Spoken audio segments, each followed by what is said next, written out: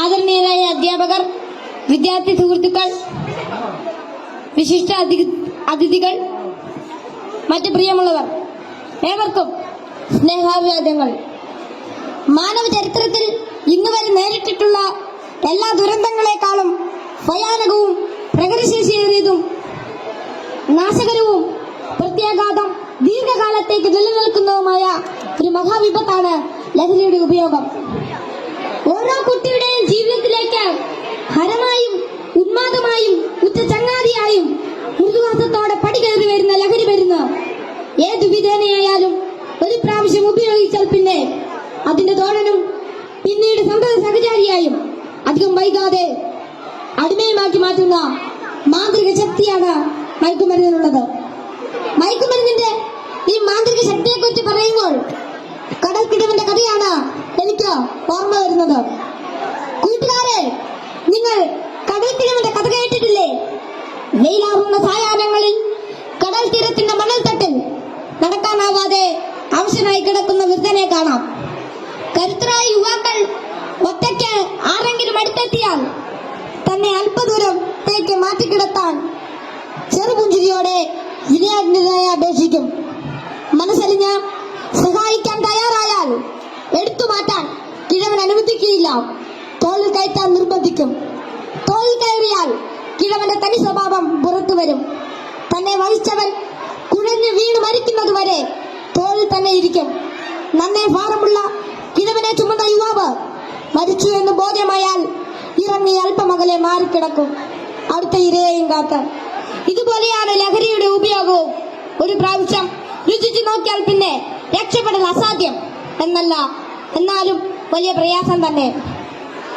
മയക്കുമരുന്ന് ഉപയോഗിച്ചു തുടങ്ങാൻ പ്രേരകമാകുന്ന ഘടകങ്ങൾ പലർക്കും പലതാണെങ്കിലും പരിണിതഫലം എല്ലാവരിലും ഏതാണ്ട് ഒന്ന് തന്നെയാണെന്ന് പറയാം. ഉപയോഗിച്ചു തുടങ്ങുമ്പോഴുള്ള രസവും കൗതുകവുമെല്ലാം മാനസിക സംഘർഷങ്ങൾക്കും ശാരീരിക പ്രശ്നങ്ങൾക്കും വഴിമാറും. പിന്നീട് ഇതില്ലാതെ ജീവിക്കാൻ കഴിയില്ലെന്ന സ്ഥിതി വരുന്നു.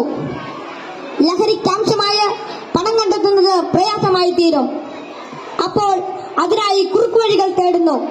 അങ്ങനെ അധാർമിക ജീവിതത്തിനും കുറ്റകൃത്യങ്ങൾക്കും പ്രേരിപ്പിക്കപ്പെടുകയും കുടുംബത്തിനും സമൂഹത്തിനും നിയമപാലകർക്കും തലവേദനയായി മാറുന്നു. ഇതിന്റെ എല്ലാം ബാക്കി പത്രം എന്ന് പറയുന്നത് നിരാശ, ഏകാന്തത, മാനസിക പിരിമുറുക്കം, ശാരീരിക പ്രശ്നങ്ങൾ, മാനസിക വിഭ്രാന്തി എന്നിവയാണ്. ഈ പ്രശ്നങ്ങൾ ഇവരെ നിഷ്ക്രിയരും നിർജീവനുമാക്കി തീർക്കുന്നു. അങ്ങനെ കുടുംബത്തിന്റെയും സമൂഹത്തിന്റെയും നട്ടല്ലാകേണ്ട ഇവർ വീടിനും വീട്ടുകാർക്കും നാടിനും തന്നെ ബാധ്യതയായി തീരുന്നു. ലഹരി ഒരു മഹാവിപത്താണ്, സമൂഹത്തെ കാർന്നു തിന്നുന്ന മഹാവ്യാധി. ഇത് ബാധിക്കുന്നതാകട്ടെ നാടിന്റെ സമ്പത്തും രാഷ്ട്രത്തിന്റെ അടിത്തറയും നട്ടലുമായ കൗമാരത്തെയും യൗവനത്തെയും. കുപ്പിയിൽ നിന്ന് തുറന്നുവിട്ട ഭൂതം പോലെ നമ്മെ ഒന്നോടെ വിഴുങ്ങുവാൻ വായ്പിളർ നല്ലറിയാൻ തടുക്കുന്ന ഈ ദുർഭൂതത്തെ നമുക്ക് ഒറ്റക്കെട്ടായി നേരിടാം. ലഹരി എന്ന മഹാവിപത്തിനെതിരെ സന്ധിയില്ലാ സമരത്തിനായി നമുക്ക് അണിചേരാം. മയക്കുമരുന്നിന്റെ ഉപയോഗത്തിനും വിതരണത്തിനും വ്യാപനത്തിനുമെതിരെ കൈയോട് കൈകോർത്ത് നമ്മെ തന്നെ കാത്തും കൂട്ടുകാരുടെ കാവലാളായും ലഹരിക്കടിമപ്പെട്ടു പോയവരെ ചേർത്ത് പിടിച്ചും ലഹരി വിമുക്ത നാളേക്കായി ഐക്യദാർഢ്യത്തിന്റെ ഉരുക്കുകോട്ട തീർത്ത് മുന്നേറാം. ഉറച്ച തീരുമാനവും വ്യക്തമായ കർമ്മപദ്ധതികളും കൃത്യമായ ബോധവൽക്കരണവും കൊണ്ട് നമ്മുടെ കൂട്ടുകാർക്ക് ചുറ്റും നമുക്കൊരു രക്ഷാവലയം തീർത്ത് മനവും കരവും ഒന്നായി ചേർത്ത് ഉറക്കെ പാടാം. ശിരസ്സുയർത്തി പറയുക ലഹരിക്കടിപ്പെടില്ലൊരു നാളും നാം. ശിരസ്സുയർത്തി പറയുക ലഹരിക്കടിപ്പെടില്ലൊരു നാളും നാം. വരം കണക്കെ കിട്ടിയ ജീവിതം എറിഞ്ഞുടയ്ക്കുകയില്ല നാം.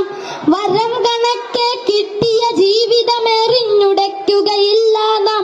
ശിരസ്സുയർത്തി ശിരസ്സുയർത്തി ശിരസ്സുയർത്തി പറയുക ലഹരിക്കടി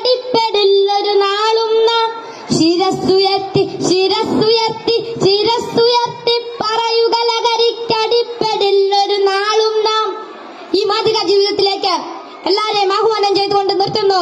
നന്ദി, നമസ്കാരം. Thank you all.